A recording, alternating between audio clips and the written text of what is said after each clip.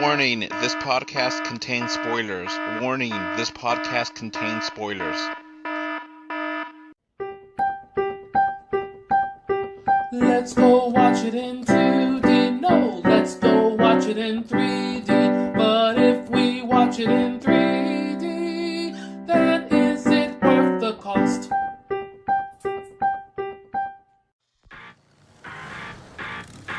Grunge is a good look for you. Did you have a rough day, Agent Fury? I'm gonna need clarification on this space invasion. Skrulls are infiltrating your planet.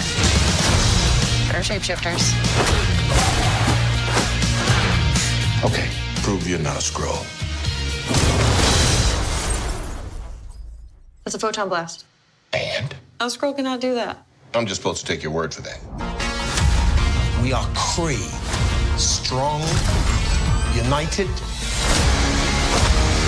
have to let go of the past. I don't remember my past. Control it. I have this power, but I don't know where it came from. I've never seen anything like her. You think you can find others? She's just the beginning. You've come a long way, but you're not as strong as you think. Aren't you the cutest little thing? Aren't you cute? And what's your name, huh? Fury. What's you? I'll be back. Captain Marvel. Rated PG-13. Hello. This is Adolph, and today I have with me James Tate. Yes. And Jake Jarvis. Howdy. And I'm a little bit sick, so I apologize if I cough or sound terrible. So, today we're going to do a spoilerific review of Captain Marvel. So if you have not seen the movie, you need to, stop, pause it, and watch the movie and come back, and then you'd be good. Because we're going to talk about all the story elements in this movie with full spoilers. Yep. Warning, this podcast contains spoilers. Warning, this podcast contains spoilers. So, now that the warning's out, James, first, what are your overall thoughts of the movie? This movie is a mess. It's something else. That's what I think. Okay, Jake, what are your thoughts overall?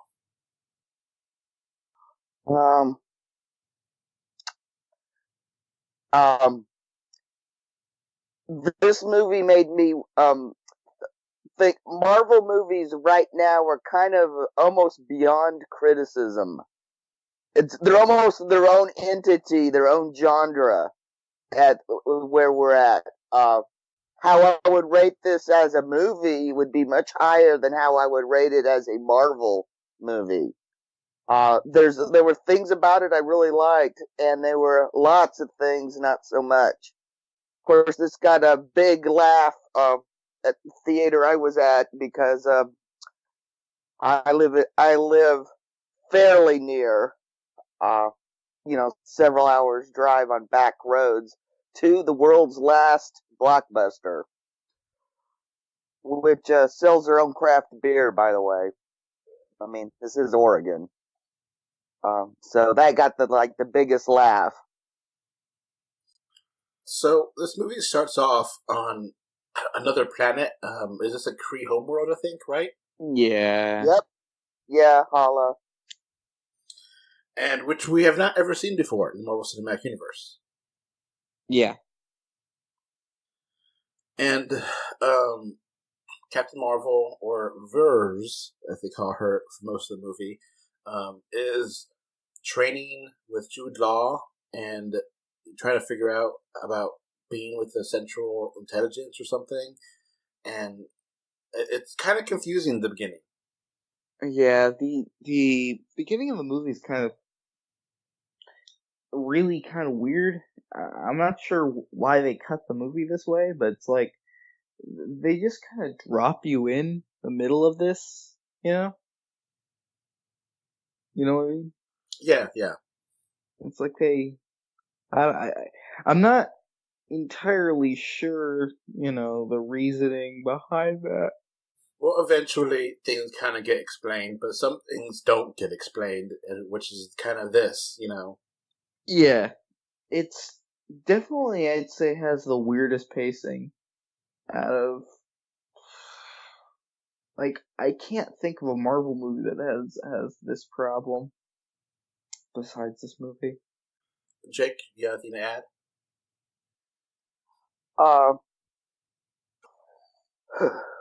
Well, the 3D was great, but you could tell two companies worked on it because the 3D had like two different distinct styles, and it got to be a little jarring.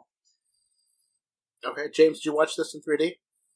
I actually did not. Okay, I did watch it in 3D. I did like the 3D overall. You know, some scenes were better than others. You know, the space scenes and some perspective shots were really great. But overall, it wasn't bad, but it wasn't great either. I think it was only kind of good. Jake, what are your thoughts on 3D overall? Okay, there were a few cardboard shots, but mostly I was really impressed with some of the detail, like Brie Larson's the bill of her cap would be in a different plane than her nose. But then there were other scenes that were flat and cardboardy, but they cut away from them pretty quickly. Yeah. I mean, there were some scenes in 3D. I mean, they rivaled Endgame, but then there was stuff in here that looked like back in the day, you know. For in fact, some of it was weaker than the stuff even in the beginning of the Marvel cinematic universe. So there's one like action scene where Captain Marvel was like escaping, and she's like fighting all these Skrull, and it just keeps cutting, and the camera angles get all weird, and I was just like, I don't want to see this. Did you have a problem with that, or no? Yeah, another problem with that scene was just, I felt, okay, this is the first time of, like, throughout the entire movie where I felt like there was no point in the movie at all where the character is in any real danger. And I say that because, like, she's just so powerful. You know, like, she's just, like, there's nothing that's gonna challenge her at all, you know? Like, she, you know, in this scene, she is running around with both her hands cuffed, basically, and she's still beating everyone. You know? Yeah. So I didn't like that. You know? I don't know. So yeah, she and her team go to this other planet to look at the scrolls, and then she is captured, and the scrolls are like zapping her brain to get the memories, and that's when she escapes eventually. But these flashbacks are the main storytelling element here because like you don't know what the hell's going on, but you kind of get some kind of pieces together with the flashbacks. Yeah. And that's how they do an origin story in this movie, is that it's a lot of flashbacks, a lot of exposition, figuring out, okay, instead of just having a simple story. So then she escapes, and then she somehow or another falls into Earth, which I kind of lost how that happened. Yeah, like, I didn't, it was weird how they kind of did that, but whatever. Jake, what are your thoughts? Well, they set up this origin story as a mystery, but there's one big problem. We already know the end. Mysteries are not the journey. Mysteries are about solving something, a problem, finding out something. Mysteries are not necessarily about the journey. Yeah, another thing that I have to say about that is, like, the character has, like, amnesia or whatever, which That is the most, like, stereotypical, overused plot device for a character. Because I have amnesia. And it's just really lazy. You know, that's another criticism I have. It's like, I don't remember my past. Or, I have flashbacks of my past, but I don't know who I am. Like, that's such a stereotypical thing, you know?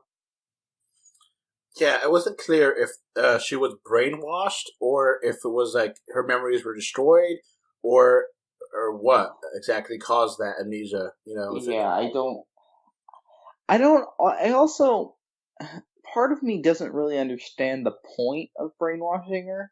Because, okay, so, her powers are like, quote unquote, in control. Well, if her powers are in control because of the mind thing, the chip, then wouldn't it not matter whether she, knew her past or not, because she would have to serve them? I don't know. It just doesn't make sense to me. Yeah, they didn't explain. Was her amnesia a byproduct of the accident, or was it something they did to her? Yeah, I And it don't was know. very muddled. Well, one of the problems or strengths, because I don't know if you've ever seen any of Ryan Flex and Ann Boden's other work, because they pretty much, like Sugar or, God, I'm now trying to remember, Half Nelson. That's the one that kind of put Ryan Gosling on the map. But I mean, this is they pretty much just changed one set of tropes with another. Hmm. Yeah. Instead of trying to really subvert tropes, they just kind of changed out one set, like I said, one set for another. So we got hero standard hero's journey stuff instead of comic book stuff. Like the amnesia. I felt like I was watching. This is like soap opera elements without soap opera storyline. Yeah. So I guess that during the flashback scenes, the Kree learned where she was from Earth, and that's or not the Kree, the Skrulls. So that's why they traveled over there. But that wasn't really clear. She just kind of appeared at Earth, and I was like, "Whoa, what the hell happened here?" And fell into the blockbuster. Yeah. They were looking for the Tesseract. Which doesn't that make a big plot hole in the MCU? It kind of Not does. not necessarily. This movie kind of one of the things that irritated me a little bit was this movie is like homework. It pretty much exists for the same reason Captain Marvel First Avenger exists. We need to introduce the First Avenger. We need to what did I say? Marvel. Yeah.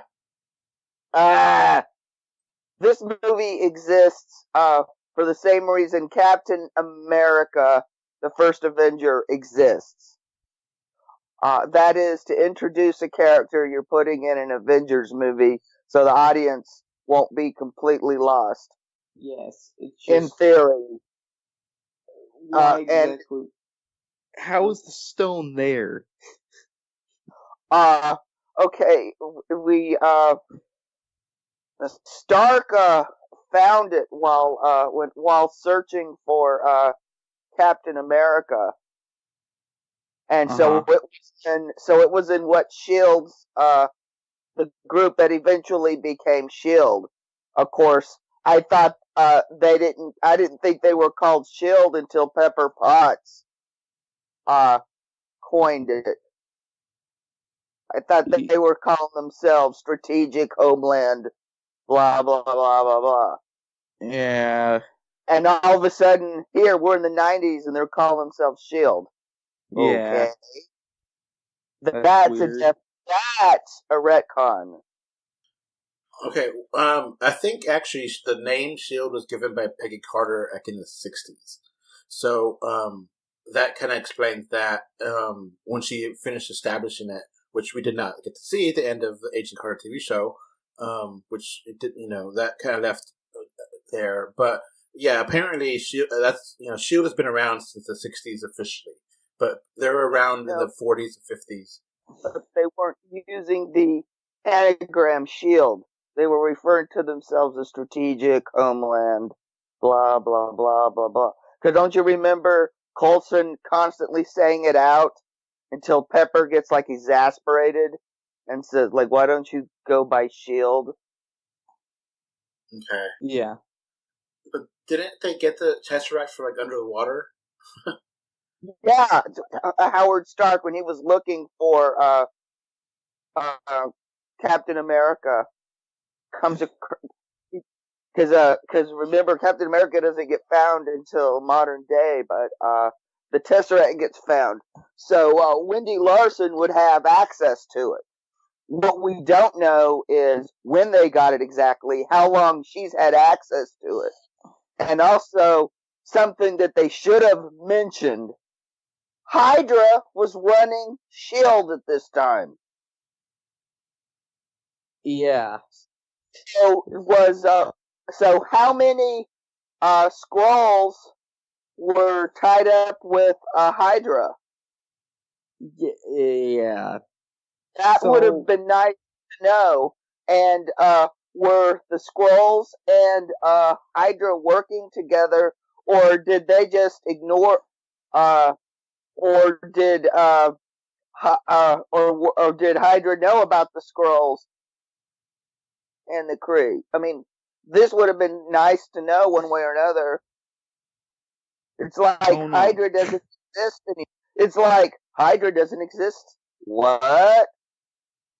Yeah. The thing is about setting this movie so like 20 years in the past feels like a gimmick to me.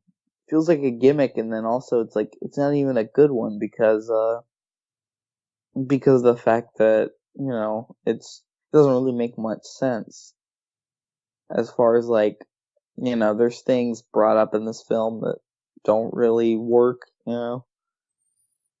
Yeah, some of the 90s jokes kind of got annoying. Some of them worked, but some of them were just kind of, okay, I get it. Move on, Yeah, it also felt like they're trying too hard to like push this as a 90s, Mm-hmm. And even, and since I was older, because I joke, I said, I don't know if I was really lived the 90s because I remember the 90s and hated the 90s, but a lot of the stuff they had as being 95 was actually much later. Yeah, I noticed that too. Yeah, they got, I'm like going, really? There's nobody here that was an adult in the 90s and remembered that this didn't come out to 96, 97. Yeah. And the music choices made me miss James Gunn all the more.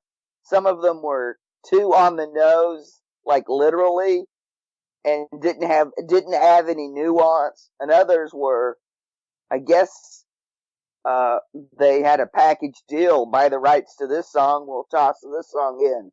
And they're like, what the hell? The song choices were also pretty weird. They were kind of all over the place. They were just too on the nose. And I hate to say this, but I also think they were trying too hard with the feminist angle, and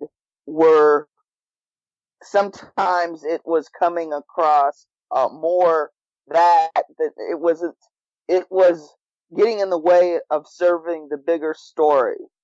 I kind of felt like the message, like the woman message, was kind of out of place in the movie. It didn't really have any reason to exist, and I say that because it's like the character's main arc, which isn't even really an arc, doesn't really have anything to do with the fact that she's a woman. that it, like, they bring that up, that message or whatever up when, like, they flash back or whatever, but that's not necessarily like a natural story progression kind of way of telling it, you know what I mean? It's like they're kind of just adding it, you know what I mean? Mhm. This movie was more of an origin story for Nick Fury, actually. Yeah. Which we're about to get to. Talking about the emotional thing, they kind of mention that a lot. It's like, oh, you got to control your emotions, And then when she stopped controlling her emotions, she became super powerful. So it's like, isn't that kind of messing up the whole narrative here? Yeah, that's what I was here. Like, the character doesn't really have an arc in that, like, you know how, like, character arcs work. It's like you're messing up on something at the beginning of the film. You're told about, like, the problem that you have, and then eventually, by the end of the movie, you solve the problem. In this movie, for some reason, they tell her, like, oh, you need to control your emotions, and then she doesn't control her emotions, and she's super powerful and does everything and wins. So Yeah. I don't know. That's kind of stupid. What were you gonna say, Jake? Well, a lot of Carol's arc is actually surviving a toxic, abusive relation. Because, I mean, Jan Rog is your typical, almost functions as the dirtbag boyfriend that, to keep his woman in line, constantly belittles her and tries to keep her dependent. And, I mean, this is something that's not necessarily a woman's story, but unfortunately, it seems to happen to a lot more women than men. This sort of abuse story, which is kind of jarring, kind of a thing of realism in a sci-fi fantasy mystery thriller. Yeah. And I think in the beginning of the story, more like 2/3 of the movie, I didn't like Brie Larson. I thought she was cold, aloof, and just not likable at all. And towards the end, I liked her. You're right when you say that, because I felt like in this movie she only had two emotions: either she was mad or she acted like she was better than you. Like, that's not a very good, character. It's not a character that you like. She was not likable in this movie. I don't know why, but she wasn't. You know what I mean? I think the last third I did like her, but most of it I didn't. Jake, what are your thoughts? Well, to me, she just seemed like a soldier, and I just figured, I was stunned that, she acted like she had been raised by the Kree her whole life, and then we find out it's been like 6 years, and I'm like, okay, so why the such difference between her behavior now and then when she was Air Force pilot? We never got an explanation as to exactly. We didn't get any explanation to exactly why she's so different. Yeah. So, you mentioned before, let's start talking about this. Nick Fury, finds Brie Larson, or Captain Marvel, and they actually have a really good, I think, chemistry together, and I really like Nick Fury in this movie. Mm-hmm. Yeah. So Nick Fury is like the straight guy, just saying, Carol Danvers as Captain Marvel is like the strange person, and it's like, okay, trying to explain what's happening, and you get this action scene in the subway, and trying to understand the Skrulls and how they change shape, and that they're here to find the super weapon or something, or the engine to go light speed or something, right? Yeah. Mm-hmm. So yeah, they go into this like building, and that's when you try to find government resources, and they eventually escape like a little room with a tape, which I actually really like. I like that scene Nick Fury as a spy, and then you see the first time you get a cat, which is Goose, and the cat almost stole the show. Yeah. Yeah.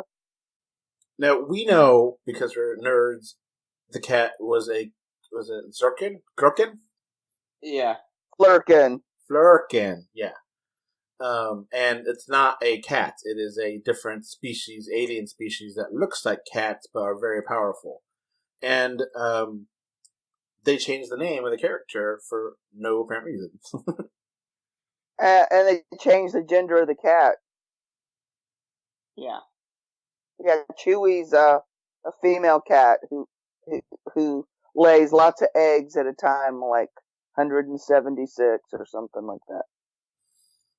And Nick Fury really likes this cat, and then they find the records of Carol Danvers, and you get some flashbacks to the past, and like, oh, if we go back to Louisiana, find your partner, maybe she'll give us some answers. So they hijack a plane and then go to Louisiana, and then they talk to her friend, which I don't have a character name on top of my head, and the movie kind of slows to a crawl at this point. Maria Rambeau.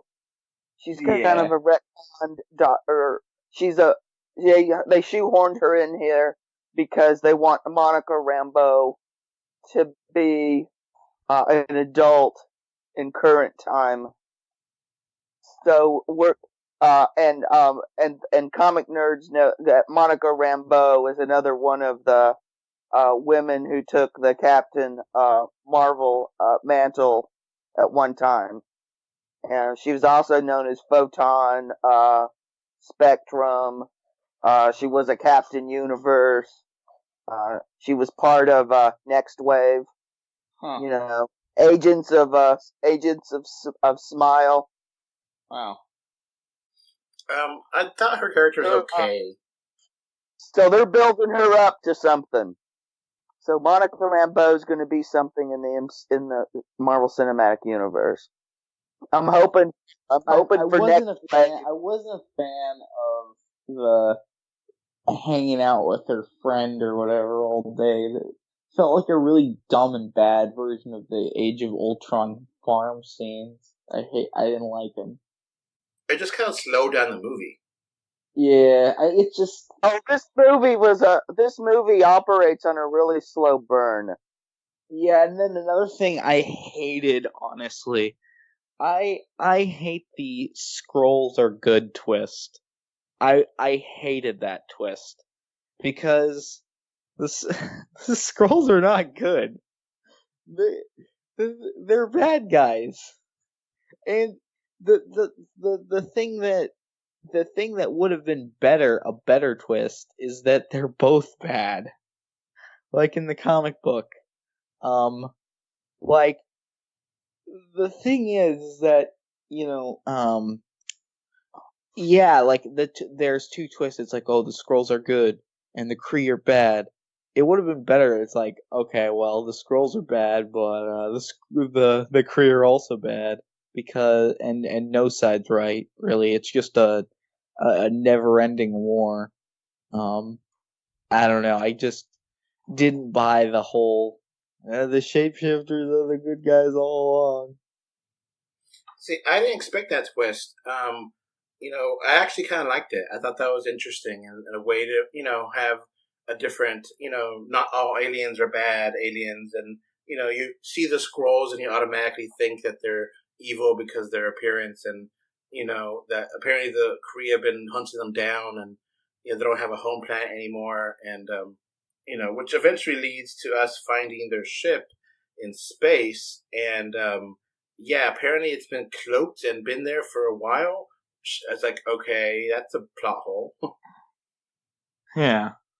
Yeah. God, I'm trying to remember what I was gonna say.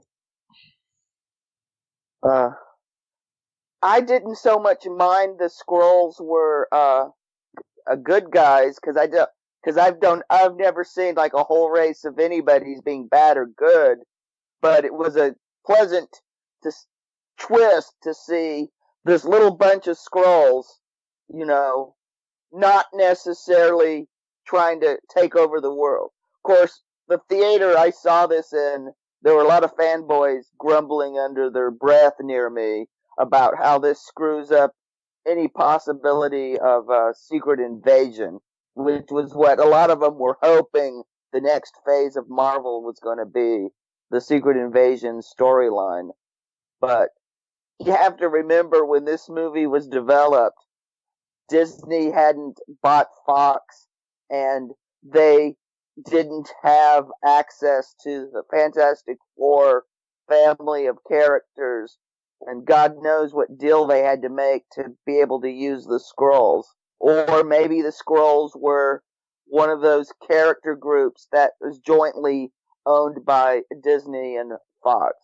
And my head just spins just trying to think of all this corporate crap that fans shouldn't even have to concern themselves with. It should be a non-issue, and it's not. And that's irritating as hell.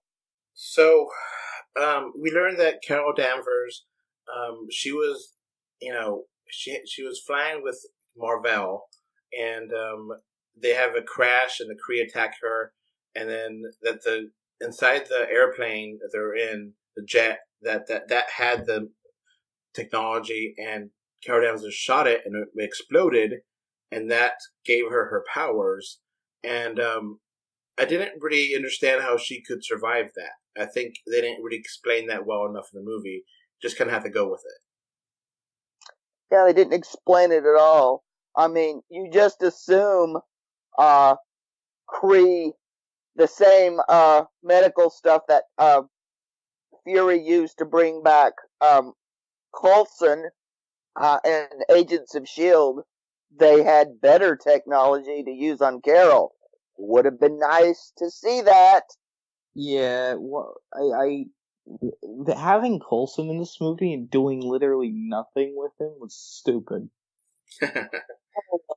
And what about Ronan the Accuser? I mean, why was he even there? Ronan was worse in this movie than he was in Guardians. Why he didn't do anything in this movie.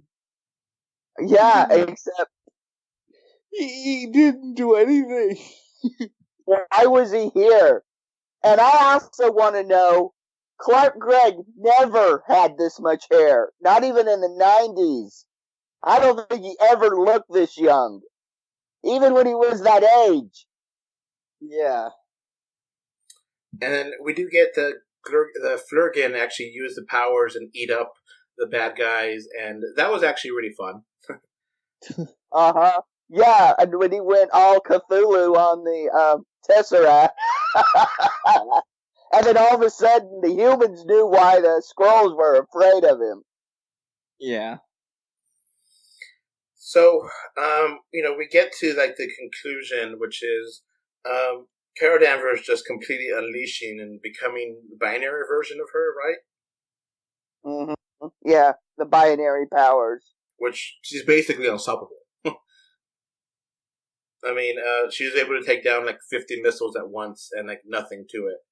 And that's when she, was able to, I guess, get into like a fight with all her previous people or your team members. I did appreciate that one of the guys was the guy in Guardians Galaxy 1. I forget that guy's name. The guy that says, "Who are you?" Yeah. Kolthar. And we get a whole, fight with Vers or Captain Marvel, and like confronting the man, and like she doesn't kill him, but he sends him back to her, his planet to warn them or something, and then she's gonna take the Skrulls ship by herself and fly it up to some other place in the universe, I guess. It kind of left things a little bit hanging. And, you do get a good montage of her getting back up and really learning who she was, and becoming more warm and likable toward the end. And it ends. I think it ends better than it ends well. I think there's just a lot of loopholes and a lot of plot holes that just like, hey, wait a minute here. I'm kind of confused on this and that. So before we get to the post and mid credit scenes, what would you guys give it? This is tough. Like, if we were doing a Marvel scale, just Marvel movies, I'd give it a 5. But as just a movie, I just look at this, that. I also noticed, because I went with non-comic people, and they were like, 10 out of 10, they loved it. Comic people were grumbling, So I would, talking to them, looking at it, I would give it a 7. Yeah, I'm going to agree with you. I gave it a 7 too. James, so what are you thinking? Oh, yeah, I don't know. I didn't really like it that much. I felt like it had a lot of problems. So I guess I'll give it a 3. Okay. So let's get to the mid-credit scene, which is a doozy. Yeah. Pretty much the existence of the movie. So, we get inside the Avengers bunker, and the remaining Avengers are trying to use the pager, and they kept saying, like, we try to keep using it, but we don't know what's happening. And it's like, well, we don't know what this pager even does, but it's like, it's important to Nick Fury, so it's important to us. And just out of nowhere, she comes up and it's like, where's Nick Fury? And she's right there. So It's kind of dumb. And you notice she's in a drastically different outfit. So my first thought, I was like going, well, thank God she changed her clothes after 30 years. Yeah. They never explained if she time travels or where she was in that time. I guess she was going to finish the war, or whatever, between the Kree and the Skrull. We don't know what she did. For all we know, she could have been hanging out in Aruba with Maria and Monica Rambeau. I mean, we don't know. She could have been on Earth. Tahiti. It's a magical place. Back and forth. She could have been in the quantum realm. We don't have any idea where she's been. It's never explained. Yeah. All aptitude. There's going to be a whole lot of explaining necessary in Endgame. That's all I got to say. Yeah. So then we get to the very, very final post-credit scene, and Goose has a fur ball and throws up the Tesseract on Nick Fury's desk. Yeah. Which, like we said, it's kind of a weird thing because how we found out that the Tesseract existed, where they found it, was at the beginning of Avengers underwater, I think, right? Because they found it there with the wreckage of Captain America when Captain America was. Am I wrong or what? No, you're not wrong. It's not not completely wrong. But the thing is, from that being found, we don't know the time of when that happened, and then when Cap was found, and Goose, and for all we know, Nick Fury threw the Tesseract in the ocean, and Hydra dug it up. That would be nice to know one way or another. Like I said, the fact that they completely it would have been nice if they acknowledged Hydra was around. Yeah, maybe Hydra is the one that threw in the ocean or something. Yeah, exactly. But so that the whole Tesseract, I think, didn't need to be in this movie at all. I think it just kind of opens up a lot more questions than anything. Yeah. It does. Yeah, maybe this was Goose's way of going, sorry I took your eye. Here's your space stone. Which, Goose being the one that takes Nick Fury's eye is kind of stupid when you consider that it contradicts the Winter Soldier. Well, he shouldn't have trusted the cat. That's stupid, though. But it's sort of funny. It's funny, ironic. Kind of in a 90s Alanis Morissette way. See, you had to get this back to the 90s somehow. Yeah. Yeah, so hey, we were spared Alanis songs in this. Yeah, it wasn't some kind of badass, kind of action scene where he lost his eye.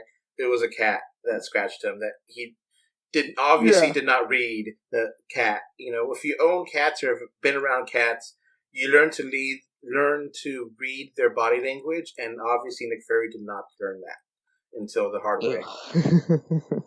And he should have listened to the Skrulls. They told him that Flurkin was dangerous. No. I mean, I just hope, of course, I'm figuring Goose is going to be the one who actually saves the day in End War. I mean, he's the one who's got the real power. I mean, he took out Kree quicker than Captain Marvel did. He's the one who's probably going to take out Thanos. So, does this mean that Endgame, when does this happen in Endgame? Is this right before, in the middle, or in the beginning? Do we have Captain Marvel in the entirety of Endgame? Or when, It's a good tease, but it's a kind of, okay, what's happening there, Yeah. I'm just glad we don't have a long wait. Because if this was like back in the days where we had to wait 3 years between Star Wars installments, and then I think I would be over it.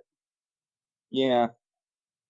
And it's a fun movie. I did like it. There is problems there to it, I think. And we talked about all the problems there. I did enjoy myself from here. I didn't, I was bored about a good third of the movie in the middle, but it was alright. I liked it. I think a 7 is the maximum I'll give it, but a good kind of range for me. I was like, no, I don't want to give it more than that, but I don't have disagreements as much as James does with it, so. Yeah. To me, this was kind of, when I was watching it, I said, some of it sort of, in a strange way, reminded me of the problems I had with the new rebooted Tomb Raider. And I was like, and that's why I was thinking of 7, because that's what I gave it. Yeah. Ben Mendelsohn was kind of the Walter Goggins of this movie. Like, Goggins was in Tomb Raider. And it was nice to see him subvert his typical bad guy role. He's one of the few people who, him and Samuel Jackson knew what movie they were in. Everybody else seemed to not really understand what movie they were in. Yeah. Oh, they never actually gave that character her name in the movie. Yeah. Marvel. Did you guys notice that? I was like, yeah. I was waiting for there, Yeah. They did mention, that she flew the Avenger, which inspired the Avenger Initiative, which, okay, that's fine. But, they never gave, she's just Carol Danvers. So she's not Captain, Marvel. And, that would have been something that I kind of expected to see in this movie somewhere. And, say, okay, what name should I give myself? I don't know. And it's like, I guess I'll honor Marvel. And then, I don't think she was a captain in the Air Force here. I think she was just a cadet, right? Yeah. She would have had to have had some sort of rank to have been in the NASA Air Force secret project. That would have been nice. I mean, I was sitting here going, because I'm from an Air Force family. I grew up an Air Force brat. It would have been nice if they... this was like the most unmilitary military. So I'm like going, why in the hell did they even call the cat Goose? Nobody here seems to... Yeah, I don't get the Goose thing. I know it's a reference to... Top Gun. Which I don't care about. I don't care about Top Gun. I'm sorry. It doesn't really... It's one of those things that I guess people from that, when it came out, really liked it, but I never watched it.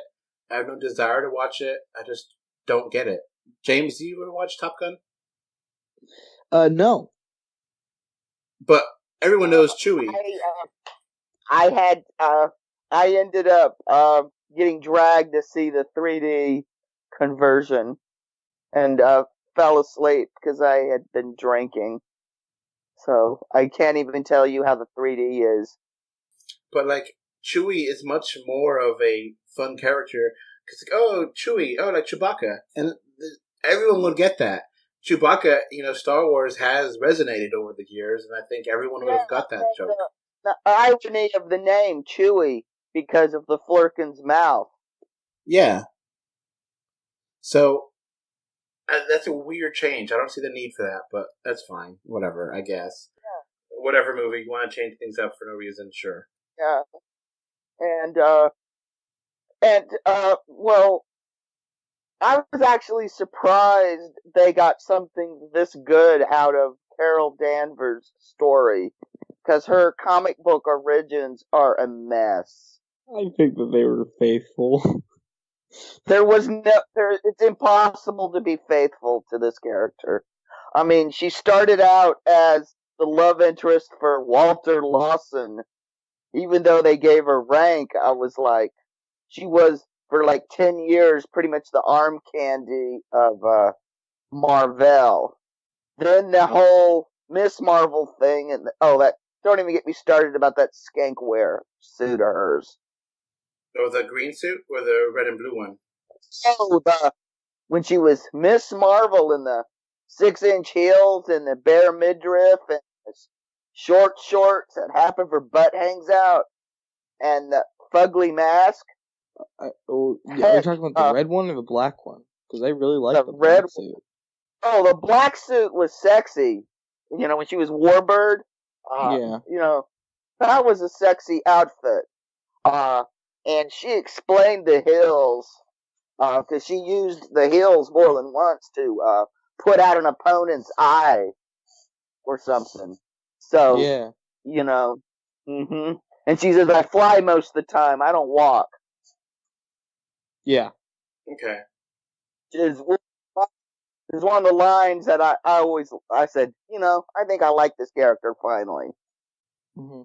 Okay. Well, I think we got it done for this podcast. I think we talked about Stan Lee. We need to talk about Stan Lee. Oh yes. He was reading the script to Mallrats. Which he was filming about this time. And if you haven't seen Mallrats, you got to go see Mallrats. Stan Lee actually had a real part in that movie, not just a little cameo. Yep. And the opening credit, and they changed the flip credits for Marvel. Instead of being comic book panels, they made it Stan Lee's cameos. I actually cried. Yeah, that was really beautiful. I love that. Mm-hmm. So I was like, damn it. You got me right in the feels with that. James, did it get you? Not really. Such a hard ass, James. Such a hard ass. Yeah, it's hard to... Yeah. Expect you to stick it with your guns. This also confirms that the MCU is in the same universe as the Jay and Silent Bob Clerks universe. Yeah. The Clerks universe. Smoking wish, doing coke, drinking beers, rolling fatties, smoking blunts. Who smokes the blunts? Who smokes the blunts?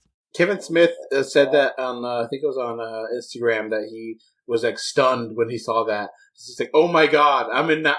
My movies are in the Marvel universe. Oh my god, it's amazing." And I can imagine him being excited about that. It was a great reference. Yeah, who wouldn't?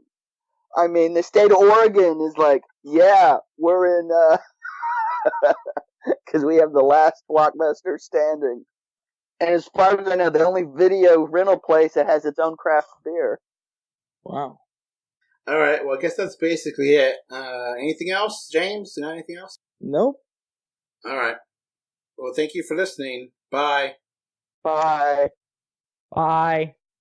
All right, before this podcast ends, I want to give a thank you to my patrons.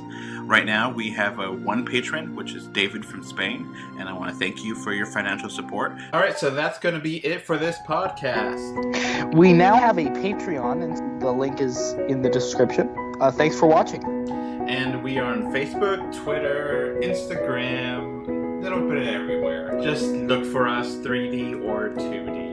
And of course, review us on iTunes. And if you want to write us a letter, our email address is email3d or 2d@gmail.com. So that's going to be it. Thanks for listening. Bye. Bye. Hey, bye. Bye, everyone.